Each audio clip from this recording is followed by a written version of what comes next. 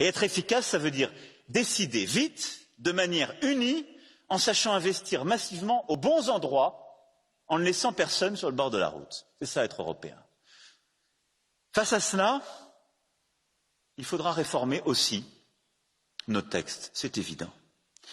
Et aussi, je veux dire clairement aujourd'hui que l'une des voies de cette réforme est la convocation d'une convention de révision des traités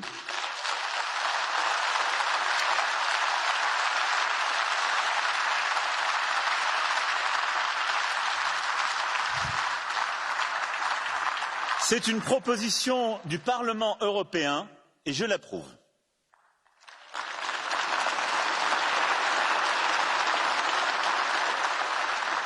J'y suis favorable. Elle suppose que nous travaillons maintenant ardemment, sur la base de vos propositions et de vos travaux d'ailleurs, à définir nos objectifs de manière très claire, parce qu'il faut commencer une convention en sachant où on arrive.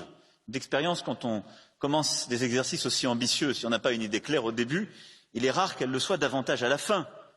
Vous nous donnez un cadre très fort. Nos débats d'ailleurs, politiques, ce que les chefs d'État et de gouvernement discutent, le montrent aussi. Et donc, dès les prochaines semaines, nous aurons à définir les préalables, construire aussi l'accord de tous et tous. Et je suis, je vous le dis, favorable à cette réforme institutionnelle et je souhaiterais que nous en discutions avec l'audace et la liberté nécessaires dès le Conseil européen du mois de juin.